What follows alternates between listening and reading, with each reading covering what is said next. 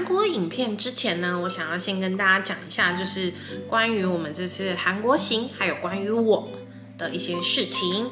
首先呢，是关于这次韩国行为什么会挑韩国，就是因为我们那时候有看了日本的机票跟韩国的机票，发现韩国的机票相对的比较便宜一点点，所以我们就挑去韩国，而且又加上我会韩文。对，那为什么会韩文呢？就是因为我毕业以后发现，就是班上大部分的人都会一点点日文，然后或者是英文非常的好。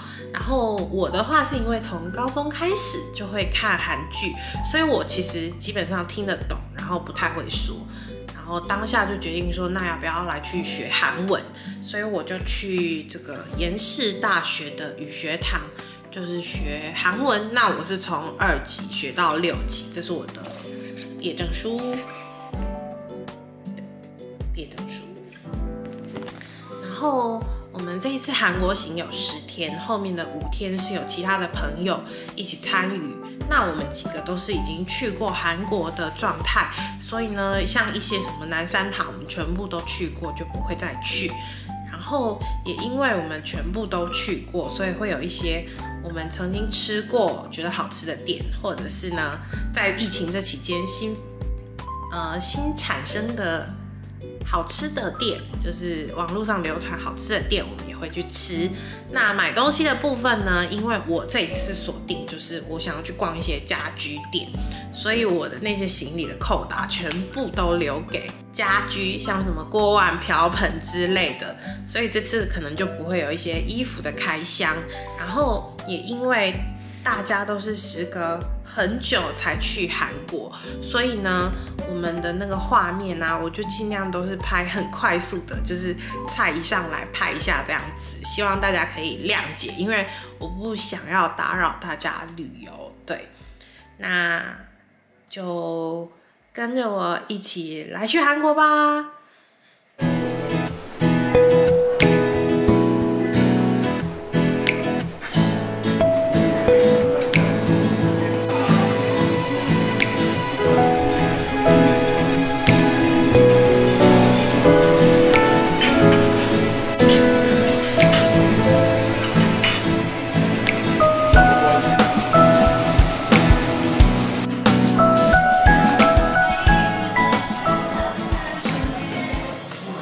大家拉回来一下，因为我剪片剪到一半，突然看到信卡的部分，所以呢，我要来跟大家讲一下关于网路这件事。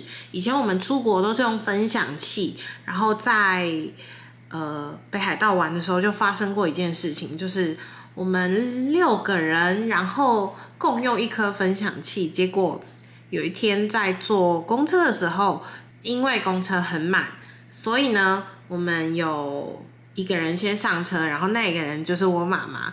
然后他上车了以后呢，我们就跟他讲说，你在那个札幌站下车。结果他停车的点是在札幌站旁边的一个百货的门口。然后我妈妈呢没有网路，也不知道说是不是在这里下车，所以就在那边跟司机讲了非常久。然后妈妈又不会日文，英文也没有很好，所以呢，他下车的点在那边，然后我们下车的点在札幌站旁边的一个地方，所以等于是我们也不知道他在哪里，然后他又没有网路，就非常的麻烦。然后还有一次是我在韩国念书的时候，然后我有韩国的网路，所以我就跟他们讲说不需要买网路。结果我在上车的时候呢，然后我爸爸还慢慢的走，所以我妈就跟我讲说，你下来，等爸爸上去了之后，你再坐上去。结果爸爸走上去的那一秒，然后车子就关门开走了，然后我们就一直在窗外跟他比说第2站下车，第2站下车。就还好爸爸有看到，可是就觉得说，大家都没有网路，其实真的是一件蛮不方便的事情。所以这次我们去韩国就选择了用那个 eSIM， 因为现在也有 eSIM 这种东西，也是非常的方便，就是不需要信卡，你就可以这样子更换当地的网路。然后我看了非常多家，包括什么台湾常见的那几家，然后因为我们要去10天，说真的那个费用加起来蛮可观的。然后又加上现在韩国很多餐厅它待机的时候你可以输入你的电话号码，你就会收到说，哦，什么时候可以准备去餐厅比较方便。所以我是选择有号码的 eSIM， 就是不能打电话，但是可以接收简讯的那一种。然后我后来查到，在韩国有一个网站，然后它的网站上面也有中文。我先给大家看一下他们的官网画面是这样，然后我会记得把它附在下面的说明栏。然后呢，再跟大家讲说，这一家使用上是完全没有任何问题的，网速也很快，而且价格也比较漂亮一点点，所以大家可以放心，它不是骗人的网站，对，它就是一个韩国的通信公司的网站，所以如果你们要去韩国，可以考虑用这个。然后我的话是买这个Korea eSIM Red 的样子，就是它有号码，然后又吃到饱，然后又是 SK 的，对。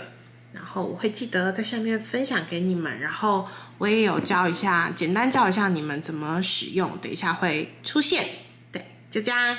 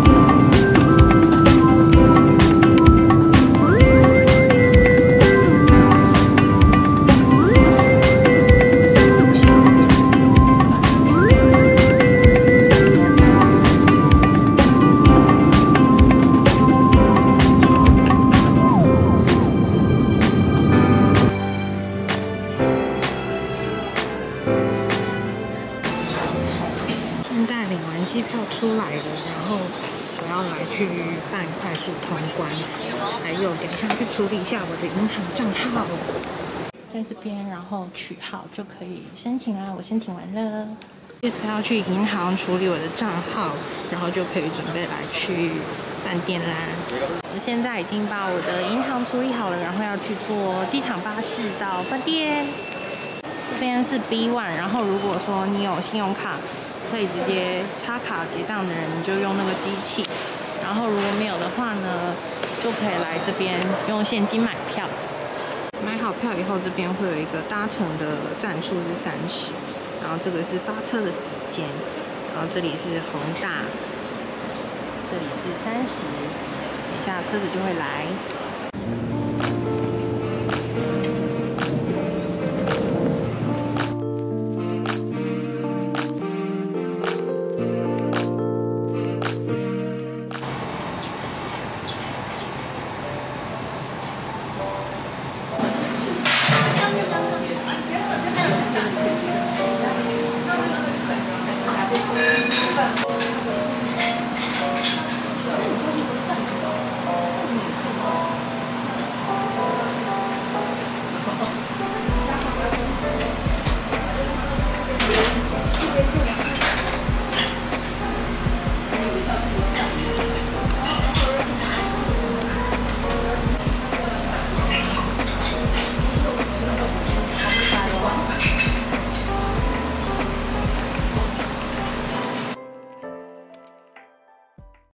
大家稍微拉回来一下，讲一下我们吃饱饭去明洞做了些什么，为什么我都没有录影。首先呢，先讲一下换钱的部分。你可以先从台湾的银行换韩币过去，这是最方便的。但是如果你要汇率很好，你可以从台湾换美金，然后再去明洞的换钱所换韩币，这个汇率是最棒的。因为我妈妈是学会计的，然后她说她这几天在韩国这样子看下来，包括在 Wapass 机器上面的汇率，她说真的是在明洞那天换到的是最好的。那我们当天换到的汇率是美金17.18，就是美金那里写17.18。为什么我没有录影？就是因为换钱所有很多钱，所以门口都有站警卫，加上它对面是大使馆，所以也有站警卫。然后呢，我要拍照的话，就觉得很危险的感觉会被一堆警卫制服住，因此我就没有拍照了。对，再来说一下 Wapass 的卡片。它的话呢，比较像是金融卡，然后我真的非常建议大家都可以办，因为韩国现在几乎很多地方都不收现金，也不是说不收现金，就是说他们已经不会有一个专门在那边帮你收钱的人，他们都是使用点餐机，包括我去吃 Shake Shake， 然后辣炒年糕，还有一间咖啡厅，应该是说好几间咖啡厅都这样子。那它的话就很像金融卡，你里面可以存钱进去，然后就使用花费这样子。那它也可以就是把这个卡弄进去里面，然后放台币进去，再换韩币出来，对，非常的方便的一张卡。那我真的建议大家可以去办。它第一次办的话呢，会扣你5000块的韩币，然后它的使用期限是到29年的3月，所以真的非常的建议大家，如果在这个期间内还会再去的话，就不需要把它退掉，因为它这个是可以在旅游的最后一天你把它卡片退掉。可是如果你下一次去还要再申请，我就觉得没有必要，就把卡片留着就好。然后它的话呢，也有一个 app 可以让你看到里面有多少钱，然后换算成台币是多少，它这边都会写给你看。那它上面这里有一个地图，你可以点进去，它就会跟你讲说在哪个地方有它的柜位，你可以换钱存钱这样子。这里也写得非常清楚，而且都是中文的哦，真的很推荐大家可以去办一张这个。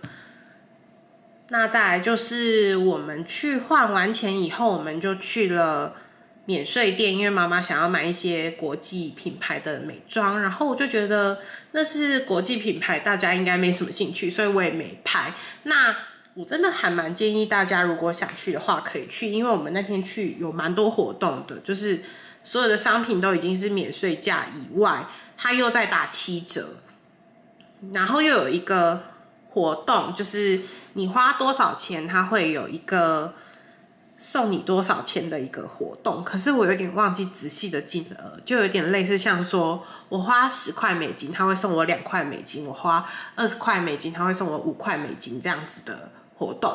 对，非常建议大家可以去逛逛。就这样，那我们继续回到韩国的旅游现场吧。进来 Home Plus 了。这个饼干拿去打牛奶真的非常的好吃，推荐大家。然后呢，我朋友很喜欢吃这个，他说有点辣辣脆脆，但他不敢吃辣的人。然后我个人是非常喜欢吃这一排的洋芋片，也是推荐给大家。找到了之前跟大家说的肉桂卷的 Oreo， 天哪，看起来好好吃哦！买了这些东西，等一下回去到饭店再来开箱。来开箱一下饭店，非常简单的开箱。我每次都是住宏大的 L7，因为它的对面就是现在窗户望过去的那一边就是宏大，然后它的床呢就是有这种单人的又双人的，然后整个就是很跳色舒服的那种感觉，然后重点是它是乐天旗下的饭店，所以就是打扫的也算蛮干净的，然后我觉得价格也很合理，重点是它地点非常非常的好。你如果坐机场巴士来的话，就会在差不多这个位置下车，然后你就走过来就可以了。然后呢，同样的这个位置下面也是地铁站，所以你坐地铁是非常的方便，这个点真的很好，跟大家就是介绍一下。厕所的话呢，就是差不多这样吃，然后它整个是干湿分离的，就是而且洗澡的位置也还蛮大间的，给大家看一下。饭店也有健身房哦，但是大家应该逛街就已经很累了，应该不会再跑来健身了，我个人感觉啦。不然东西是非常的齐全诶，有跑步机，然后还有一些基本的重量，然后有洗衣房，洗一次衣服的话是1000元，然后你就可以在这边洗衣服。那这里还有那种等待衣服干的位置，这样你可以在这里休息。刚刚从超市回来买了这一些东西，来让我一一为你们介绍。这两个呢是火鸡面，我一直很想吃的，就是宽面的火鸡面，然后跟罗勒味的，然后还有那种 Hello Kitty 的韩式钢杯，超可爱的。然后火鸡酱的美乃滋，然后这个是牛骨浓汤块。然后还有我刚刚有跟你们讲的很好吃的，肉桂卷 Oreo。然后这个的话呢很酷，它跟这个是一样的。我很喜欢喝这个茶，但是我不会翻成中文给你们听，因为它好像叫什么巨子什么树，就是台湾没有的一种树啦，但是很好喝。然后这个的话是马铃薯饼的预拌粉。然后我最爱的优格，还有一个是我觉得它长得很特别的希腊优格。然后这个是辣味的汤块，我妈妈最喜欢的三角咖啡，还有这个也是人家说最近还不错喝的盐式咖啡，我也买来喝喝看。然后这个的话呢是这边5楼可以洗衣服，所以我们就是会买一个那个洗衣纸，然后就是可以丢进去之后就可以洗衣服的。就这样跟大家分享。刚刚太渴了，我已经打开来喝了。就是它喝起来呢有一点像麦茶，但它又是麦茶，非常的好喝，而且是无糖的哦，超赞！推荐大家就是这个 Hogesu 真的可以买，好好喝。来吃妈妈的爱店。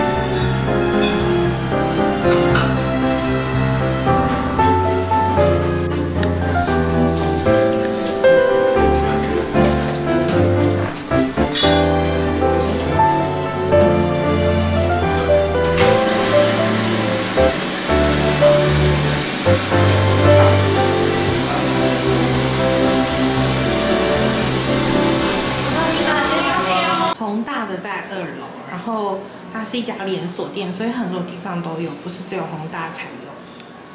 大家早安，今天是第2天的早上，然后为了出门就是前可以上厕所，还来吃我最喜欢的优格，然后顺便评一下这一排延氏的咖啡牛奶有没有比三角的好喝。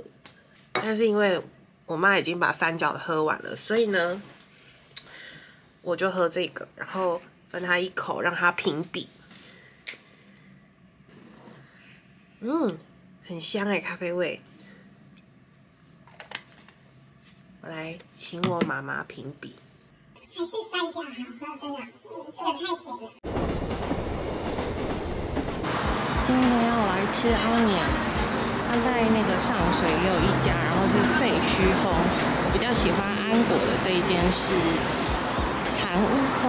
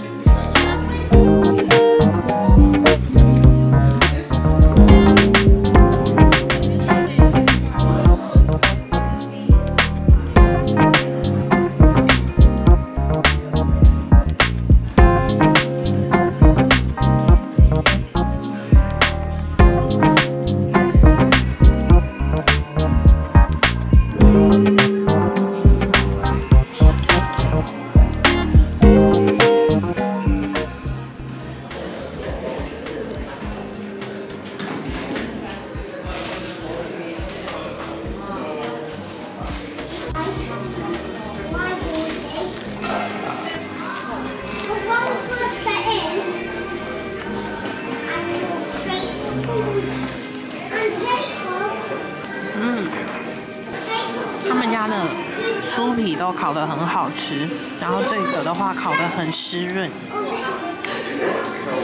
然后它这个里面蛮酸的哦，就是它的果酱是偏酸的，所以很好吃。然后盐可颂，大家来真的一定要等到它，它的这个底下的这个壳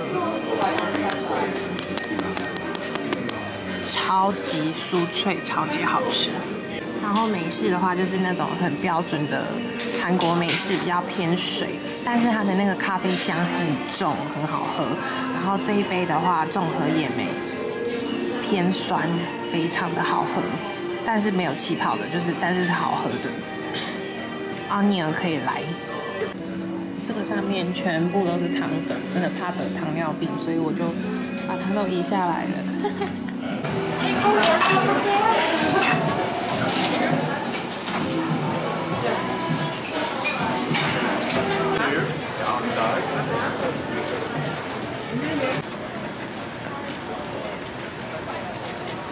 不好意思，又把大家拉回来了一下。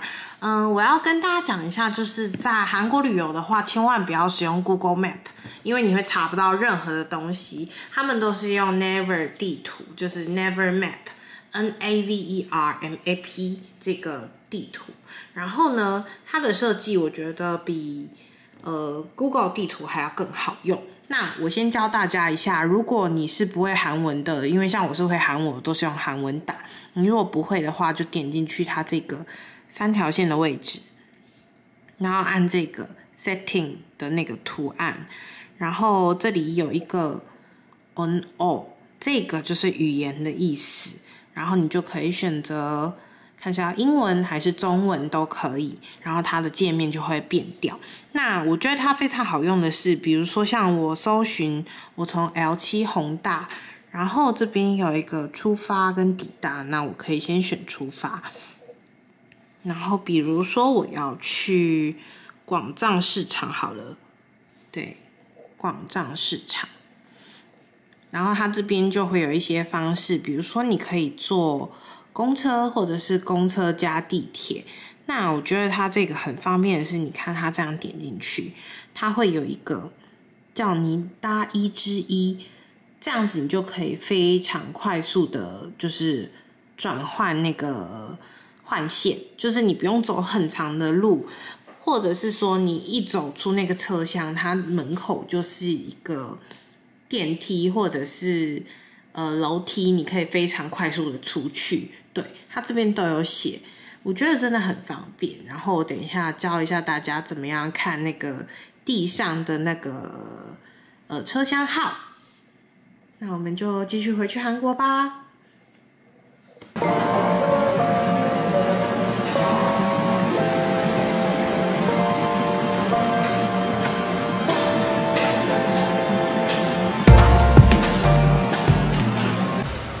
以前也很常来这一间吃 cheesecake， 跟大家说一下。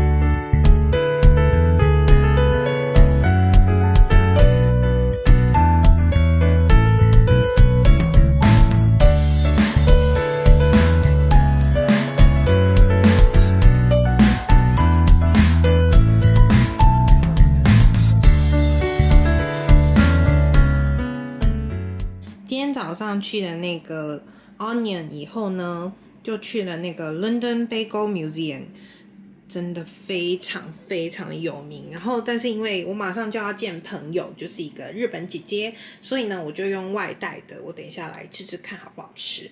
然后这个的话呢，是我那个日本姐姐送我的，就是伴手礼，她回日本带来给我的，感动。然后呢，又去了卡洛斯基，逛了这一间叫做，看得到吗？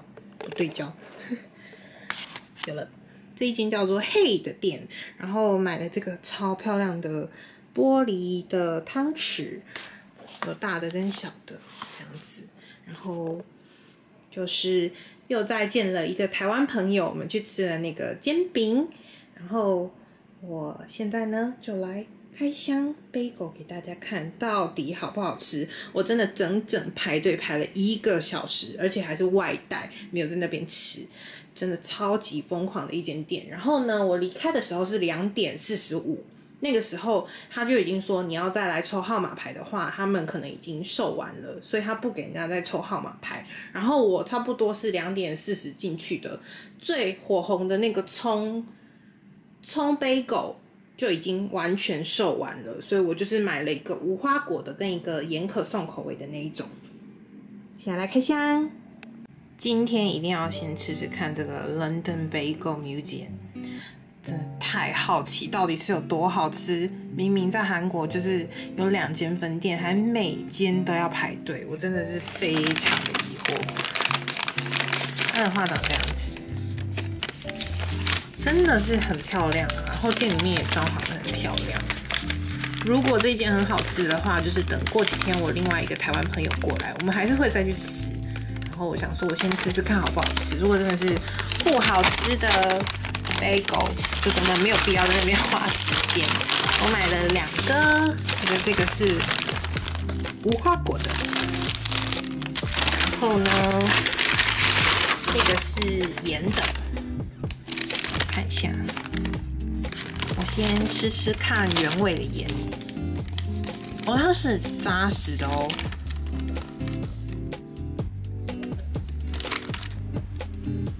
我觉得它的口感比较不太像 bagel， 比较像面包，然后没有到不好吃，但是就是它的口感比较软，比较像面包。然后如果烤过的话，有可能会外酥，但我个人觉得它应该不是内软 Q 的那一种。然后来吃吃看无花果的。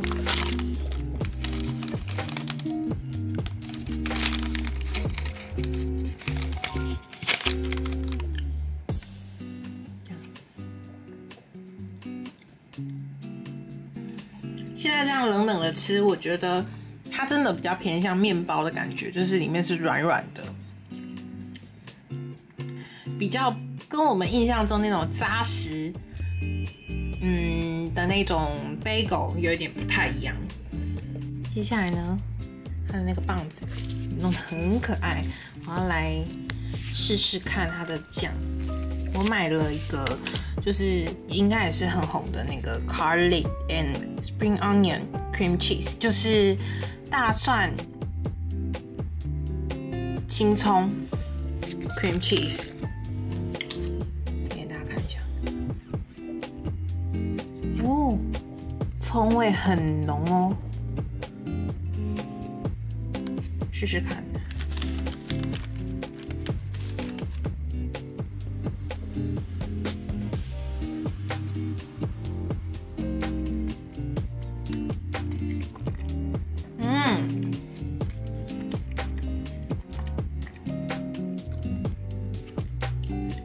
他们家的 cream cheese 真的很好吃哎，我觉得是不是 cream cheese 在好吃在红的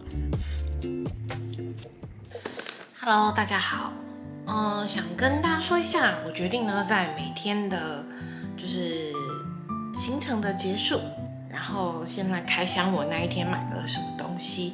因为在韩国有很多东西没有办法拆，所以我就是直接这样先拿回来。可是如果我全部一起开的话，我觉得可能会很冗长，所以呢，我就依照天数来开箱。就是我那天买的东西，或者是我收到的东西。那今天的话呢是第2天的结尾，因为第1天实在是蛮累的，从家里凌晨就出发，然后到韩国，晚上10点真的就直接倒在床上起不来，所以呢，我就直接来开箱我第2天开始就是得到什么东西。我第2天呢是跟我的朋友见面，所以呢我就比较没有买一些有的没的。然后这个是那个日本姐姐送我的礼物，我现在来开箱。她说是很像韩国的东西，我很期待。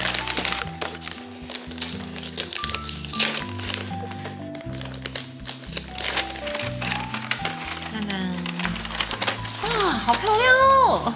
天哪，太美了！怎么开呢？从这边。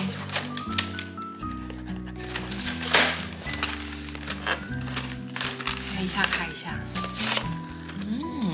颜色真的好美哦。他说是用米做的甜点。好，日文看不懂，没事，试试看就知道了。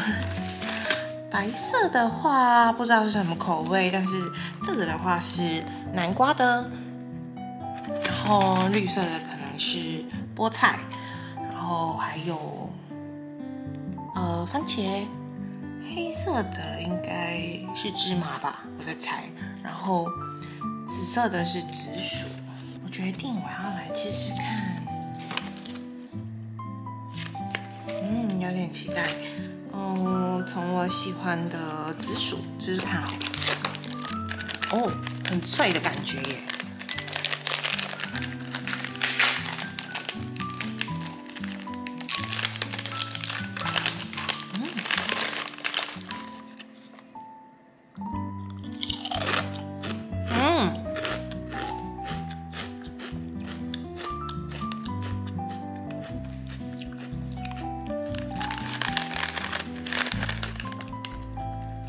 这个吃起来很像我们的那个地瓜脆片，很香，很好吃。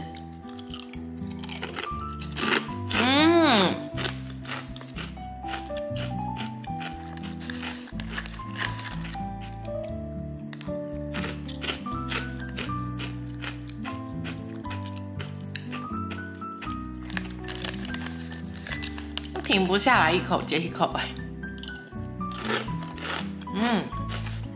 真的很好吃，谢谢姐姐跟我分享这么好吃的甜点，就甜点嘛，点心。对，接着呢是我去新沙买的一个汤匙，然后那间店叫做 Hey， 它真的很漂亮，价格真的是非常不可爱。拆开给大家看，它的话呢就是长这样子。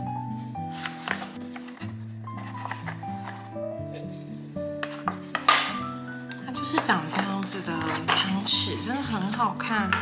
它有这种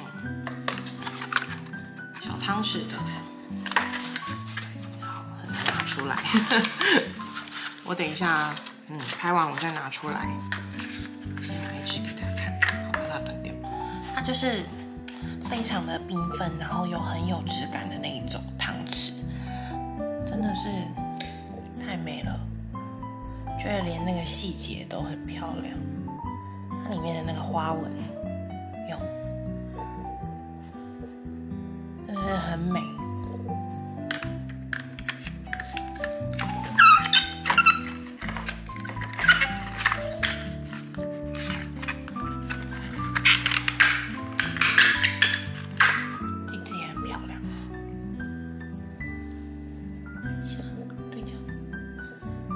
这次里面比较没有什么花纹，但是呢，还是很好看的。